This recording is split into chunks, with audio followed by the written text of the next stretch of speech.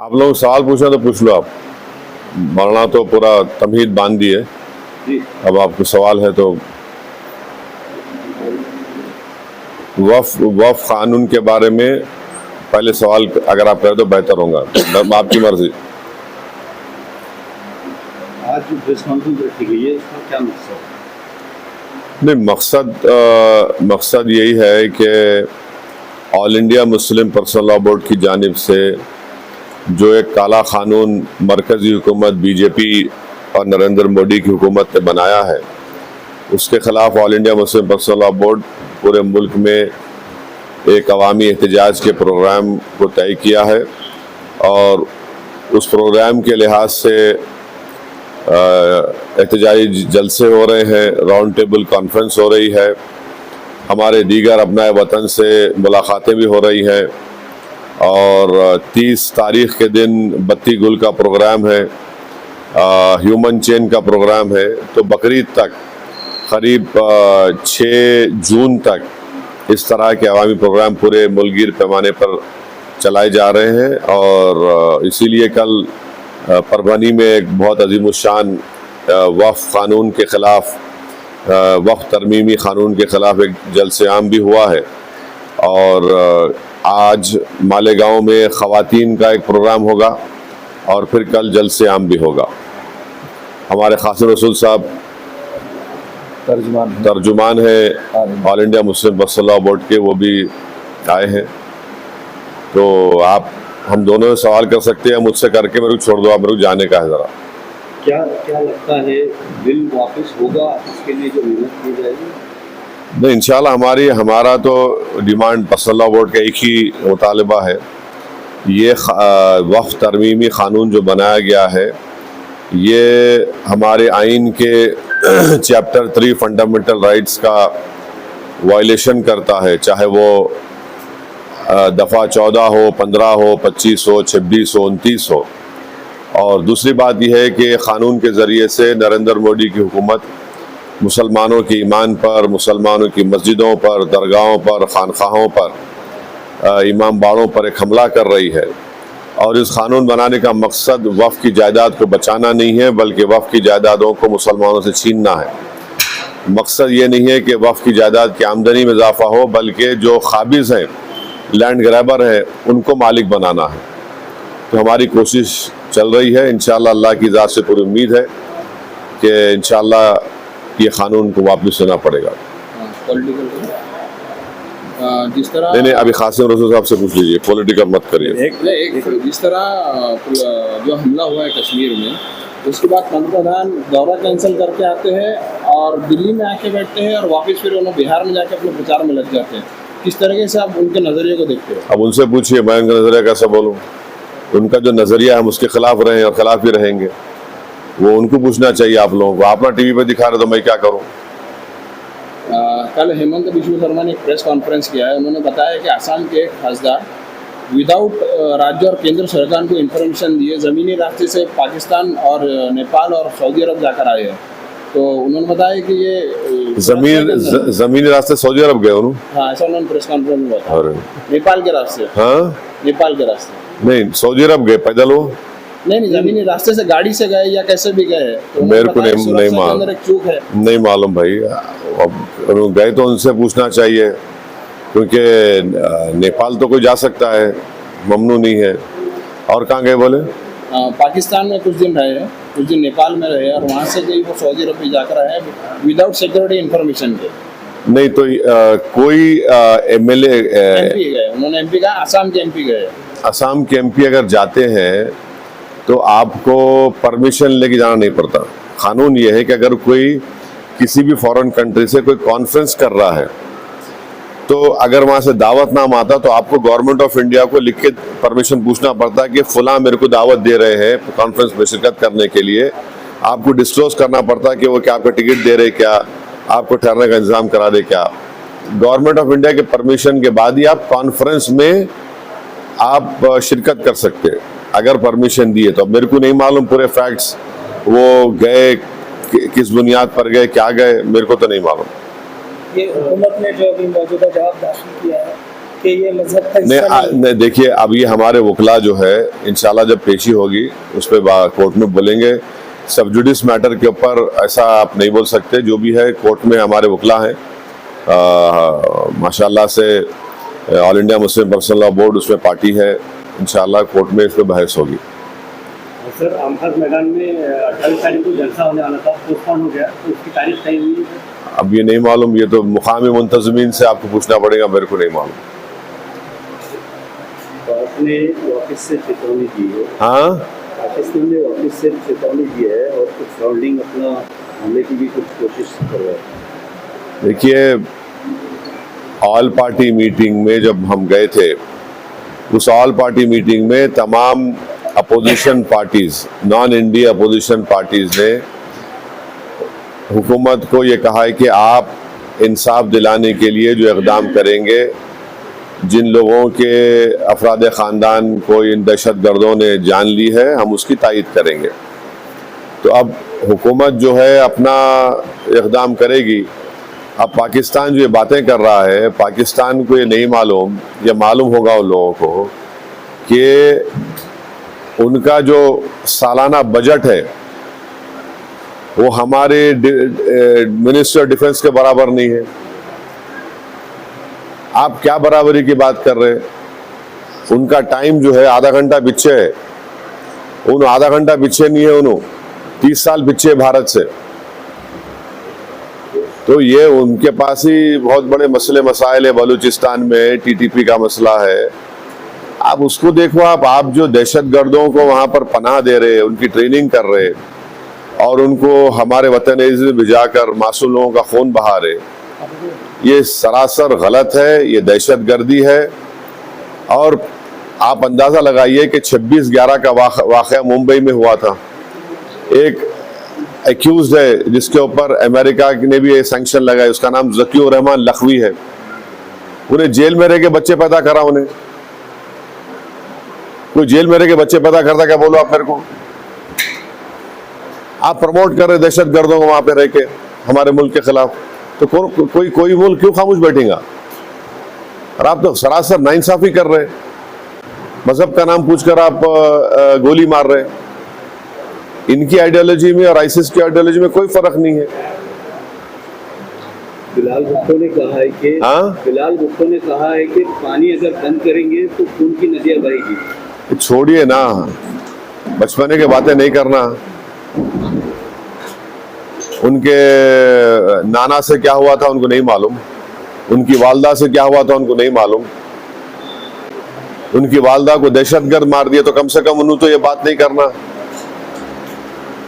आप किससे बात कर रहे हैं? आप क्या बोल रहे हैं? आपको अंदाजा भी है, जब तक अमेरिका आपको यहाँ से वहां से कुछ नहीं था तो आप मुल्क नहीं चला सकते। आप हमारे को वहां क्या दिखा रहे हैं? आप सुरक्षा को लेकर जो है अभी भी सवाल वहाँ पर खड़े किए जा रहे हैं। सुरक्षा को लेकर वहाँ पर अभी सवाल खड़े जा रही है कि जब ये हमला हुआ था उसी टाइम पुलिस वहाँ पर ज़्यादातर नहीं थी, नीचे पुलिस थी, ऐसा बताया जा रहा है। देखिए, हमारा बोलना ये है कि अकाउंटेबिलिटी फिक्स होनी चाहिए, क्योंकि हमने सर्जिकल स्ट्राइक किया, बालाकोट किया और ये देश को पैगाम दिया गया था कि अब कोई दहशतगर्दाना हमला नहीं होगा।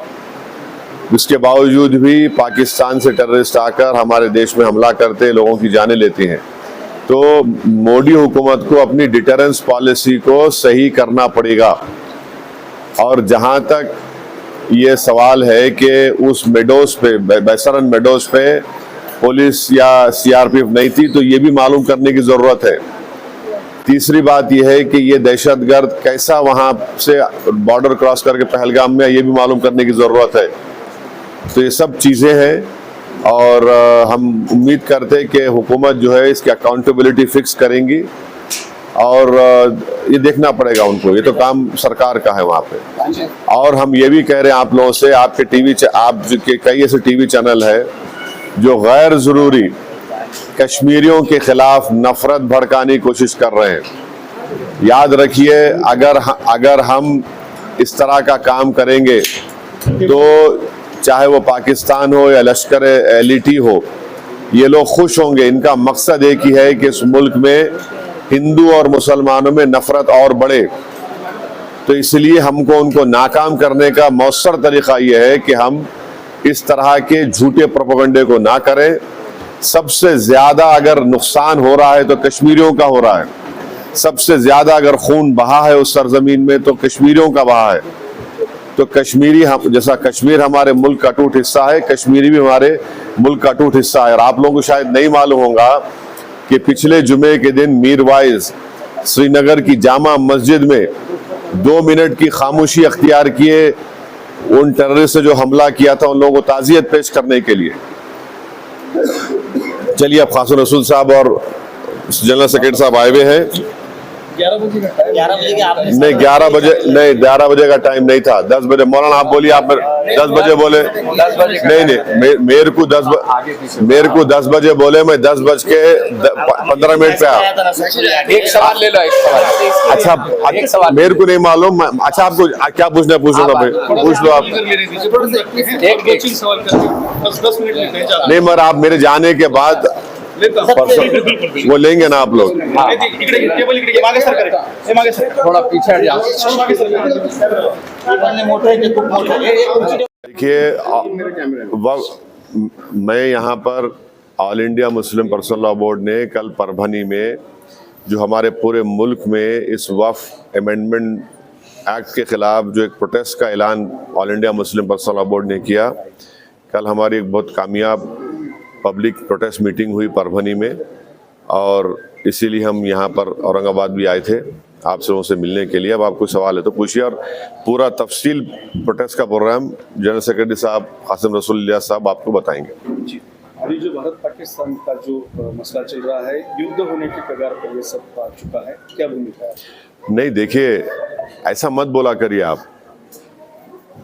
और हम जाके युद्ध नहीं लड़ने वाले हैं, वो सरकार तय करेगी। और हमको ऐसा लूज टॉक नहीं करनी चाहिए, ये गवर्नमेंट तय करेगी।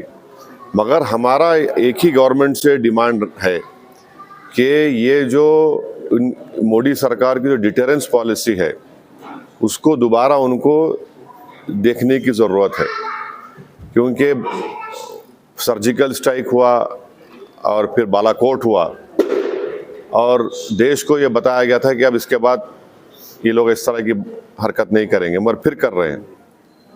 और रीसी एक मुकाम है वैष्णो देवी के पास, पिछले साल जुलाई में 60 टूरिस्ट को मारे थे वहाँ पे। तो ये डिटेरेंस पॉलिसी देखने की ज़रूरत है। और ऑल पार्टी मीटिंग में पूरे अपोजिशन ने गवर्नमेंट को कहा कि आप एक्शन लीजिए, जो आप सही समझते हम सपोर्ट करेंगे, ताकि मरने वाले परिवारों से इंसाफ हो सके और ये दोबारा ऐसी हरकत नहीं होना। तो हम लोग तो पूरा गवर्नमेंट को सपोर्ट करें कि वो क्या एक्शन लेंगे, वो गवर्नमेंट बताएगी, हमको नहीं मालूम, आपको मालूम, तो गवर्नमेंट तय करेगी। मगर हमारा मानना यह है कि पाकिस्तान में ये मौजूद हैं ये टेररिस्ट, उनको वहीं से सपोर्ट किया जाता, उनको तैयार किया था, फाइनेंस किया जाता, और अनफॉर्चुनेटली वो बॉर्डर क्रॉस कर गया है, पहलगाम तक आ गए। तो और चाहे 26/11 का हो, पाकिस्तान से आए थे, उस वक्त भी वो लोग डिनाई किए, पहले हम नहीं किए, पर जब अजमल कसब पकड़ा गया तो उनको एक्सेप्ट करना पड़ा। तो अब गवर्नमेंट क्या एक्शन लेगी वो गवर्नमेंट के ऊपर है, गवर्नमेंट वो तय करेगी, हम तो नहीं बोल सकते। मगर इनके खिलाफ तो ये हमारा मानना ये है कि ऐसे टेररिज्म को रोकने की ज़रूरत है और सख्त कार्रवाई करने की ज़रूरत है, क्योंकि कोई भी, आपको तो पहले किसी को जान लेने का इख्तियार नहीं है, दूसरा आप हमारे वतन में आकर आप जो इनोसेंट टूरिस्ट हैं उनका समुदाय पूछकर, उनका रिलीजन पूछकर उनको गोली मारना, ये बदतरीन हरकत है ये। और पाकिस्तान इन चीज़ों को रोकना ज़रूरी है। पाकिस्तान ये समझना ज़रूरी है कि आप किस देश के ख़िलाफ़ ये कार्रवाई कर रहे हैं। उनका जो एनुअल बजट है, हमारी मिनिस्ट्री ऑफ डिफेंस का बजट उससे बढ़ के है। और वो लोग जो है भारत से उनका टाइम आधा घंटा पीछे है, उन्होंने आधा घंटा पीछे नहीं है, उन्होंने 30 साल पीछे है भारत से। और वहाँ के जो पॉलिटिशियन जो ये क्या बोलते हैं, बड़बड़ापन बोलते हैं ना, ये बकबक कर रहे हैं ना, मत करो ऐसा। आप ये ठीक नहीं है। आपके घर में आप इन शैतानों को पाल रहे हैं। आपके पास बलूचिस्तान का मसला है, आपका टीटीपी का मसला है, आप उसको देखो। आप क्या बना सकते हैं वहाँ पे? दवाएं नहीं बना सकते, मलेरिया की दवा नहीं बना सकते, तुम क्या बात कर रहे हैं आप? तो ये इस तरह के जो बातें कर रहे हैं वो लोग, ये ठीक नहीं है। समुदाय सिंधु का पानी जो हाँ? सिंधु नदी का पानी जो है रोकने का निर्णय भारत सरकार ने लिया, उसको उत्तर दिया कि हम बम डाल देंगे जो भक्तों है। दोनों मुद्दों को कैसे देखिए, वो उन्होंने जो है अभी राजनीति में आए हैं, उनको ये सोचना पड़ेगा कि उनकी अम्मा को किसने मारा। टेररिज्म से तो मारी ना उनकी वालदा उनकी। उनको अगर वो समझ में नहीं आ रहा तो क्या समझाएंगे उनको भी? भाई, जिसकी माँ को उसी के होम ग्रोन टेररिस्ट ने मार दिया तो वो बात समझो ना तुम। आपकी माँ को जब गोली मारा तो टेररिज्म है, और हमारे बेटियों को, माओं को जो मारे, टेररिज्म नहीं है क्या वो? तो उनको समझने की जरूरत है वो बात को। तो जहां तक इंडस वाटर ट्रीटी का सवाल है, देखिए, ये वर्ल्ड बैंक ने एग्रीमेंट करा था 1960 में, मगर अब गवर्नमेंट डिसीजन लिया, ठीक है, मगर हम पानी कहाँ रखेंगे? पानी कहाँ रखते भाई? पानी रखने की जगह भी तो ना अपने को। तो हमको वो पानी स्टोरेज की जगह बनाना पड़ेगा, पर पानी तो जाना पड़ेगा। तो वो गवर्नमेंट डिसीजन लिया है, ठीक है, हम उस पर गवर्नमेंट का फैसला है, कैबिनेट कमेटी ऑन सिक्योरिटी में गवर्नमेंट डिसीजंस लिए, हम उसको मानते हैं। देश में हिंदू और मुस्लिम में झगड़ा लगाने के लिए समुदाय पूछकर मारा गया, ऐसा लगता है? बिल्कुल बिल्कुल। देखिए, वही तो हम कह रहे हैं कि ISI हो या आइसिस हो, आइसिस खुरासान हो, या फिर आपके जो डीप स्टेट है या एस्टेब्लिशमेंट है पाकिस्तान का, वो तो यही चाहते हैं कि इस देश में हमेशा के लिए हिंदू मुसलमानों के झगड़े चलते रहे। तो इसीलिए उन्होंने हरकत की, और उनका वहाँ कश्मीर में जाकर नॉन मुस्लिम को, हमारे हिंदू भाई बहनों को मारने का मकसद एक ही था कि कश्मीर को बताना चाह रहे थे कि यहाँ कोई नॉन मुस्लिम नहीं आ सकता। तो उनका मकसद वही है।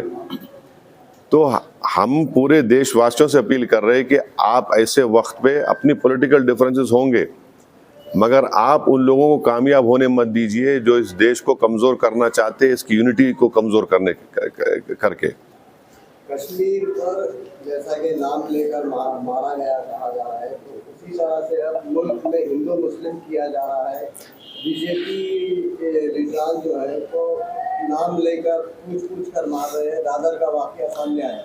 तो ठीक है, वो जो कर रहे, गलत कर रहे, वो लोग मुल्क के मफाद में काम नहीं कर रहे, हम उसका मजम्मत करते, कंडेम करते हैं।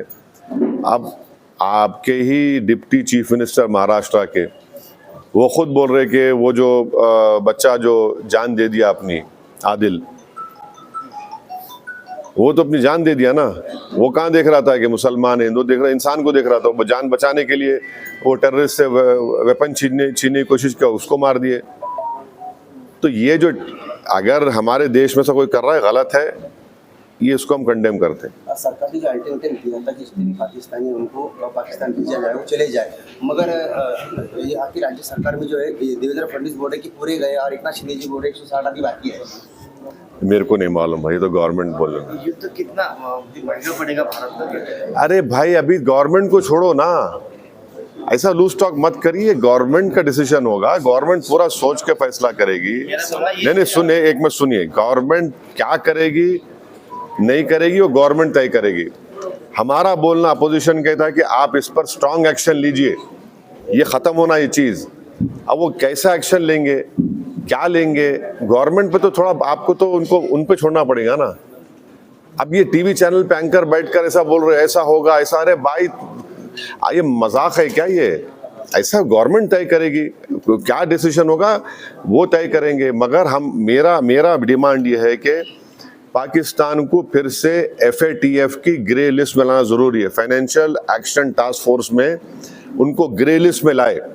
ग्रे लिस्ट में लाए तो उनको, ये देखिए, इलीगल पैसों से फाइनेंस कर रहे टेररिज्म ये लोग, कोई वाइट का पैसे नहीं, कि इलीगल पैसे से। तो FATF की दोबारा लिस्ट की ग्रे लिस्ट में पाकिस्तान को डालना जरूरी है।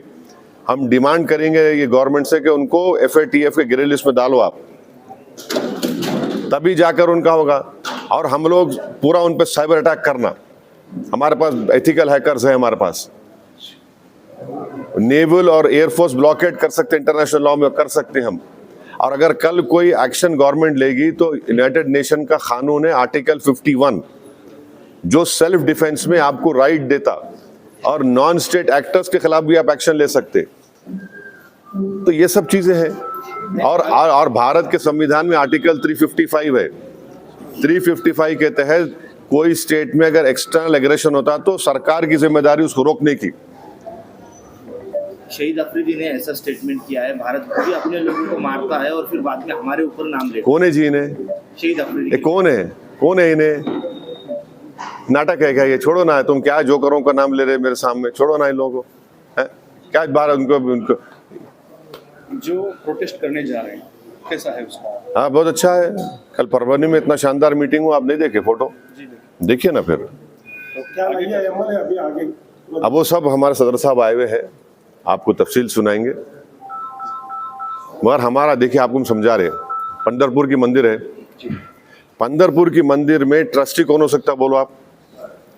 हिंदू हो सकता ना, नॉन हिंदू नहीं हो सकता ना। अब उसमें हम कोई बोले नहीं नॉन हिंदू को बनाओ, वो तकलीफ होती नहीं होती? हम भी वही बोल रहे हैं। वक्फ बोर्ड में क्यों आप बनाना चाह रहे हैं नॉन मुस्लिम को? आपका उधर फेथ है, आपका मामला है, तो हमारा भी तो है ना। हम कहाँ अलग है? रिलीजन है ना, वो रिलीजन है तो हमारा भी तो रिलीजन है। आप पंढरपुर में अगर नॉन हिंदू को नहीं बना सकते तो वक्फ बोर्ड में कैसे बनाएंगे आप दो को? या पूरा मेजोरिटी बना सकते क्या बोलो आप? बनाया नहीं जाता, लेकिन प्रावधान तो है, बन भी सकता। अरे क्या बन नहीं?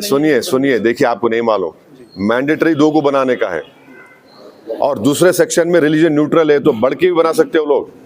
दो को तो मैंडेटरी बना ही नहीं बना है, नॉन मुस्लिम को कैसे बनाएंगे आप? भाई मेरा रिलीज आर्टिकल 26 के तहत मेरे को ये राइट है कि मैं अपने पसंद के रिलीजियस चैरिटेबल इंस्टीट्यूट को कायम करो, और वक्फ प्योर रिलीजियस इंस्टीट्यूशन है और हम उसको कायम करें, उसको एडमिनिस्टर करने का राइट आर्टिकल 26 मेरे को दे रहा है। मूवेबल इमूवेबल प्रॉपर्टीज लेने का राइट मुझे आर्टिकल 26 दे रहा है। आर्टिकल 14 का वायलेशन नहीं है कि आप वहां पे कर रहे और मेरे को बोल रहे ऐसा करो। आर्टिकल 15 का वायलेशन है, फ्रीडम ऑफ रिलीजन का वायलेशन है आर्टिकल 25 का। ऐसा कैसा होगा बताइए आप? और एक बात बताइए ना, आप लोग पूछते क्यों नहीं? आप लोग मीडिया वाले डर रहे कहीं को, मेरे को समझ नहीं आ रहा। महाराष्ट्र के ये कानून से भारत का सबसे बड़ा दौलतमंद जो आदमी है, जो खोजाओं के यतीम खाने पे अपना महल बना लिया, सेक्शन 2C के तहत वो मालिक बन गया आज की तारीख में। नरेंद्र मोदी ने जो कानून बनाया, सेक्शन 2C पढ़ो आप, any trust form before this act and after this act will not be Waqf property. क्यों? और आगा खानी को क्यों लेके आए? आगा खानियों से मोहब्बत भी ना पे नहीं लेके आए। अगर आगा खानियों की मोहब्बत पे लेके आते तो नरेंद्र मोदी जाके ज़किया जाफरी से मिलते थे, वो आगा खानी है। एहसान जाफरी को काट के उनके जिस्म को जला दिया गया था। आगा खानियों को इसलिए लेके आए ताकि वो जो ट्रस्ट से वो जमीन खरीदे, यतीम खाने खरीदे, उसको लीगलाइज करना। आप मेरे को बताओ, बीजेपी के पैम्फलेट में लिखा हुआ है कि 70% वक्फ प्रॉपर्टीज पे इंक्रोचमेंट हो गया। अगर 70% है तो आप लिमिटेशन एक्ट अप्लाई करके उनको ओनर क्यों बना रहे? आप ओनर बना रहे ना उनको। आप देखो उनका पैम्फलेट पढ़े आप लोग, एक 4 पेज का, एक 15 पेज का बुकलेट, बकवास लिखे रहे उसमें, खुद अपने आप को वो कर रहे, कॉन्ट्रडिक्ट कर रहे। लिमिटेशन एक्ट का मतलब क्या है? 12 साल जो वहां पे बैठा हुआ है एंक्रोचमेंट करके, उसको आप मालिक बना दिए। आज मालिक बन गया वो। इवैक्यू वक्फ प्रॉपर्टीज है, इवैक्यू वक्फ प्रॉपर्टीज को आप निकाल के गवर्नमेंट कस्टडी में दे दिए, तो हम वक्फ बोर्ड का नुकसान हो गया ना। आप बोल रहे कि वक्फ औलाद में बच्चों का शेयर मार के नहीं देना। क्या आज हमारे भारत में हिंदू धर्म में अगर सेल्फ एक्वायर्ड प्रॉपर्टी होती है तो आप किसी को भी अपने, अगर आपके 2 बच्चे हैं तो आप किसी एक कुपरा दे सकते या मोहल्ले में किसी को दे सकते, मगर इस्लाम में हम 1/3 से बढ़ के नहीं दे सकते अपने बच्चों में से किसी को भी। विल पावर आपको है, और हम अगर मैं अल्लाह के नाम पे दे रहा हूं। अब मिसाल के तौर पर अगर कोई हिंदू अपना पूरी प्रॉपर्टी दान दे रहा, तो उसमें पूछते क्या तू बच्ची का हक मार के दे रहा है? उन्हें बोला नहीं भाई, भगवान को दे रहा हूं, अल्लाह को दे रहा हूं, मैं मेरी प्रॉपर्टी है। संविधान में आर्टिकल 300A है, प्रॉपर्टी आपका है, मैं कुछ भी कर सकता हूं मेरे प्रॉपर्टी। आप बोल रहे नहीं, वो ऐसा नहीं कर सकते आप। तो ये इसमें ऐसे प्रोविजंस है इतने। अच्छा, हम ये जो चला रहे ना प्रोपेगेंडा, बीजेपी हमको बताओ एक सेक्शन बताओ उसमें जो प्रॉपर्टी तुम लैंड ग्रैबर से निकाल के लाके देंगे। तुम एक सेक्शन बताओ जो यहां से इनकम में इजाफा होगा, बताओ ना। 45 अमेंडमेंट्स है, कौन सा उसमें है बताओ जो मुसलमानों के मफाद में? आप तो लूटने के लिए लेकर आ रहे। सेक्शन 3D आप बना दिए, उसमें 3D का बोल रहे, क्या बोल रहे, जो आर्कियोलॉजिकल एंशिएंट प्रोटेक्टेड मॉन्यूमेंट है वो वक्फ नहीं रहेगा। क्या मतलब भाई? आपको मालूम औरंगाबाद आपके शहर में यहां पर अपने क्या नाम था जो वहां से अफ्रीका से आए थे उस बादशाह का, मलिक अंबर का वो नहीं है, वक्फ नहीं रहा वो, उनकी समाधि। हाँ नहीं रही, वक्फ नहीं रहा वो। कैसा होता बोलो? वो सेक्शन 3D में आप बोल दिए मलिक अंबर की खबर आप वक्फ नहीं है, कैसा बोलेंगे भाई? कई शियाओं के इमाम बड़े हैं, 200 साल पुराने हैं, एंशंट है, तो आप बोल रहे नहीं वक्फ की नहीं रहती, कैसा होगा ये? अब आपका पंचक्की है, आप पंचक्की बोलेंगे नहीं है, दरगाह नहीं है, वो वक्फ नहीं है क्योंकि ASI का मॉन्यूमेंट है वहां पे। कि आप तो छीन रहे ना हमारे से, बचा रहे कहां आप? कौन सा सेक्शन है बताओ आप बोल रहे कि 6 महीने के अंदर पूरा पोर्टल पे चढ़ाओ। कैसे चढ़ा 6 महीने में? बोलो आप, जो नहीं चढ़ाए वो वक्फ नहीं रहेगा। एक दूसरा मसला है ERT के अंदर से जो 7वीं की कक्षा में अभी बस अब वो बस मैं बस हजरत गूगल के जितने संदर्भ थे सब काट दिए गए। ठीक है, देखिए